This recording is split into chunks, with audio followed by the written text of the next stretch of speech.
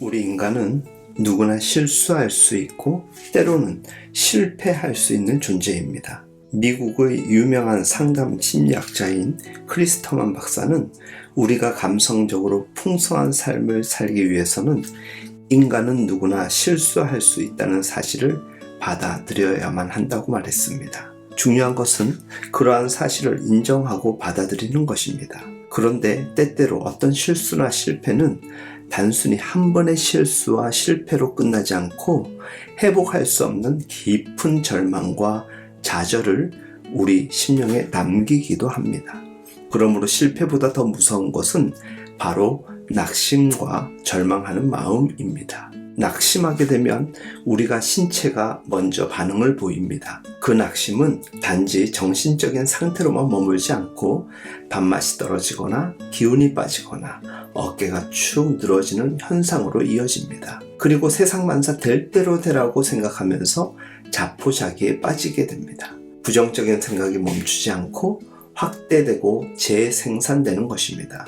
그러다 보니 하나의 절망이 수많은 절망으로 확대되고 냉소적이고 절망적인 태도로 돌변하게 됩니다.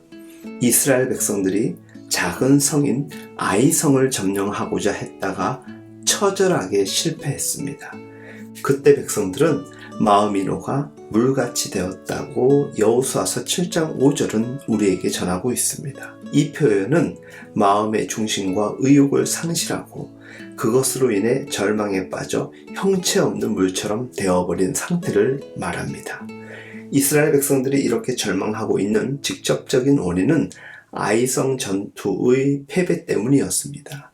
그런데 좀 더 근원적인 요인을 여기서 발견할 수 있습니다. 이스라엘은 아이성 전투에서 고작 36명의 병사만이 죽었을 따름입니다. 고대 사해의 전투에서 2만 명의 군대가 나가면 때로는 10,000명이 죽기도 하고 15,000명이 죽기도 했습니다. 그러므로 3,000명의 군대가 나가서 36명이 죽었다는 것은 그렇게 심각한 패배는 아니었습니다. 그런데 이스라엘 백성들은 아이성 전투의 패배에 대해 하나님이 이 민족 전체를 말살시키려 하신다고 말하며 실패의 이유와 상황을 확대 해석하고 있습니다. 여기에는 과장된 위기의식과 포장된 피해의식이 있습니다. 그러므로 실패보다 더 무서운 것은 실패가 가져올 확대된 옳지 못한 영향력인 것입니다. 물론 우리도 실수할 수 있고 실패할 수 있습니다. 그 실패와 실수를 확대 해석하거나 과장하지 말고 있는 그대로의 현상을 사실로서 받아들이는 것입니다. 그래야만 그 실패와 실수 속에서 하나님의 시각과 방법을 찾을 수 있습니다. 여러분, 하나님은 전능하신 주님이십니다. 그분은 우리 인생의 어떤 실수도 실패도 만회시킬 수 있는 분이며 지금도 우리를 지켜보시며 우리를 위해 기도하는 분입니다. 우리가 하나님을 향해 도움을 구하고 하나님의 힘을 믿을 때 태양같이 떠오르는 은혜가 우리 안에 머물며 절망과 낙심을 딛고 일어설 수 있게 하는 것입니다.